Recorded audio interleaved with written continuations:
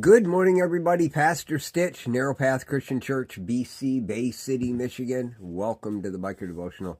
Today is February 23rd, 2025. We are looking at Proverbs 23, and we're going to start with verse 4. Solomon tells his sons, "Don't wear yourself out to get rich. Stop giving your attention to it. As soon as your eyes fly to it, it disappears. For it makes wings for itself and flies like an eagle in the sky." You know, we oftentimes think about what we have and what we can get in this life.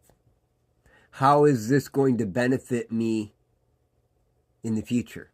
What can I accomplish with this? How is it going to benefit me and maybe others?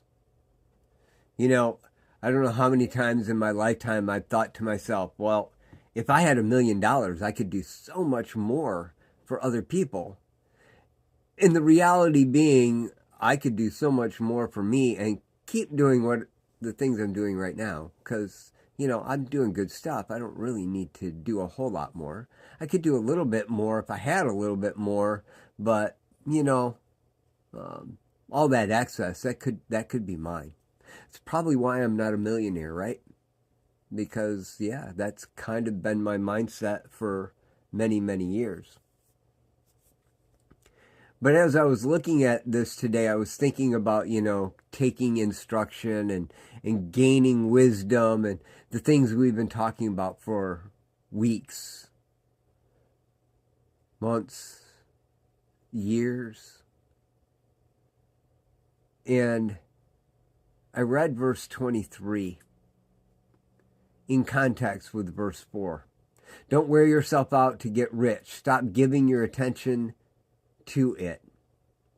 And I read verse 23 and it says, buy, do not sell, truth, wisdom, instruction, and understanding.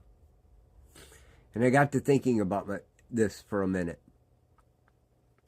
You know how many times I've chased after truth, wisdom, instruction, so that I could use it to make myself of greater value and so that I could gain more. And Solomon reminds us not to wear ourselves out to get rich. And then he reminds us the things that are most important, truth, wisdom, and instruction, the things that will carry you through the day, carry you through the week, and carry you through the month and the year and the life that you live. Knowing how, knowing when, and knowing what. Those things, they're valuable and you should spend whatever is necessary to gain those. But they are not to be sold. Doesn't mean you hold on to them. So you recognize the value of them and you freely give them to others.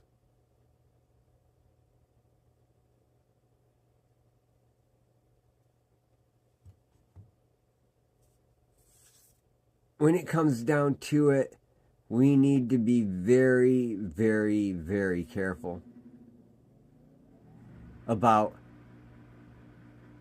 the fact that the things that are most important, the things that carry us from moment to moment, the truth, the wisdom, the instruction, the things that tell us the why, what, when, where, those are the things that we need to know. We're not wearing ourselves out to get extra wealth, but we're wearing ourselves out to get the wisdom, the truth, the instruction, the knowledge to know how to live rightly, and then giving that away freely. And the more I do that, the more I recognize God caring for me. I've got 1,000 thoughts going through my head right now of things I want to share, and I don't know which one's right for you. But I do know this. When you put your focus on Jesus Christ, recognizing the gift that he gave, even before you thought about it, he put someone in your path to speak truth to you today. And you have a choice on whether to receive it or reject it.